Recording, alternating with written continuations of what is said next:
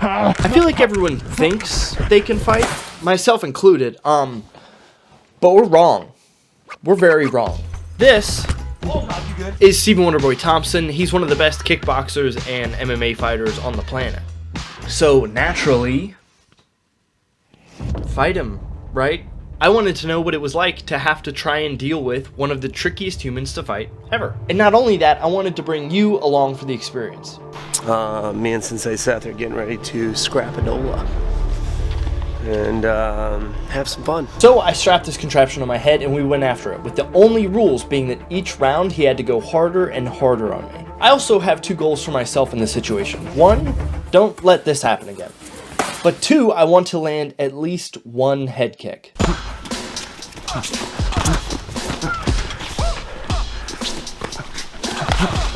WB and I have sparred a few times before, and every time he's always very nice to me. This time I asked him to amp it up a little bit, and on the easy round, I felt like a baby deer fighting an 8-foot tall kangaroo.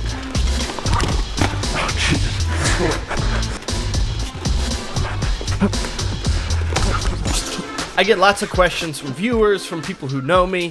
What's it like to spar WB? I thought that was body for sure. It's kind of like when you're in school and you walk into a class and the craziest math is on the board. You're like, oh, I'm obviously in the wrong class. But you were in the right class. That's what you're supposed to be learning. You're just way dumber than you thought. But you're like still having fun.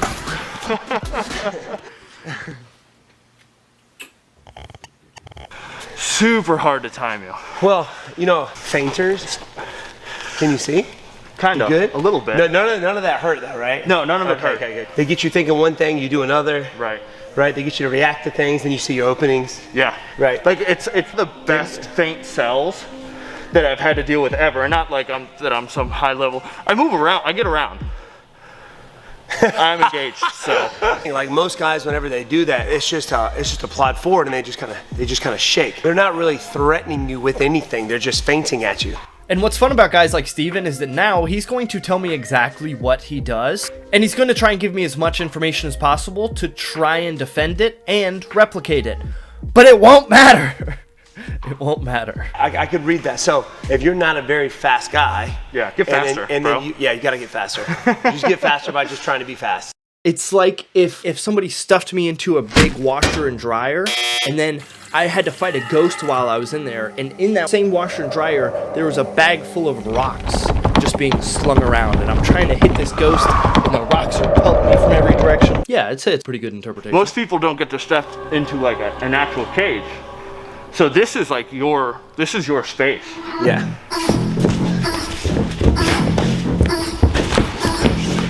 Now, we've got a new round, which is great, which means, you know, maybe reset the goals we had last time. So, essentially, I haven't been hatchet kicked in the face yet, which is great. Now,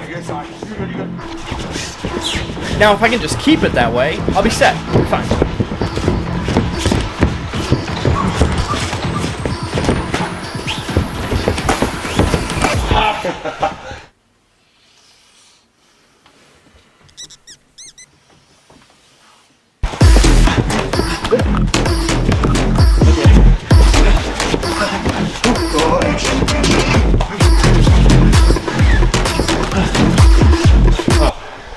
You gotta. I know that trick.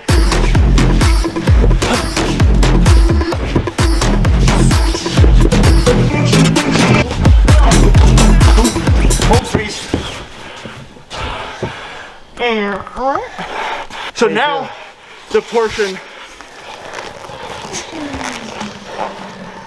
So now what every person would feel. What am I doing? You know what I mean? Yeah. It's wild. So what's going through your mind as you spar? Actually, there's really nothing going on. The majority of the time when I'm out there, I'm looking here and I'm doing my thing. We're not going very hard. If we were going all out, I'm not gonna have or give you the opportunity to try out, to think a little bit. So the way we spar, just like this, is perfect to grow, because now I was able to say, okay, I wasn't able to try anything. My thing knew that I was trying to try was, don't get kicked. That's it. Just don't get kicked. There was a time I was like, okay, I'm gonna hit him with a hatchet kick. Is that a thought that you have during fights too? Occasionally. Occasionally. Occasionally. When I was fighting Johnny Hendricks and I had him up against the fence, I thought to myself, I'm going to spin back kick him. I'm going to try and ooze him through the... That was literally the only time I was really thinking at the time. You say you're going to try and ooze him through the cage? Just ooze, yes. Just ooze him through the cage. That's cool. You're just trying to get that thing on the floor. It's a little warm now. Between you and I, what a lot of people don't know about my buddy WB is that if you trash talk him, he falls But now that apart. I know all your moves, I've got you down. Now that I've mentally pulverized him, I can do exactly what I want. Oh, God, you good? Yes, good. No worries. Okay, sorry. Oh, my God. Right in between. Oh, dude, that was like straight heel, though. It was. My bad. You're good. My You're bad. good. Don't worry about it.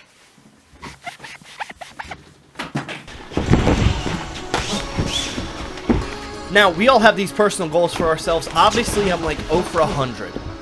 But I still have time left to try and get my last goal, my second goal, which is the head kick. And let me tell you what, I came so close. If my toe was like a quarter of an inch longer. Anyway. Luckily, though, I do have a secret move that doesn't involve toe size at all. You're good. Spinning pee-pee kick. Now, while I'm currently getting my butt absolutely smoked, something incredible is about to happen. And maybe it's not really incredible, but I'm gonna count it. You probably missed it. I did it. I had only set 2 goals, and the second one, it happened, kind of. And I just want to say thank you to my... You see that? I saw the whole thing. I saw the whole thing. You know, maybe the goals aren't that important. Maybe the goal should be enjoying myself. Maybe the goal should be trying to get a little bit better every day. In fact, I think it's time I set some new goals. Some goals that weren't about just kicking or getting kicked.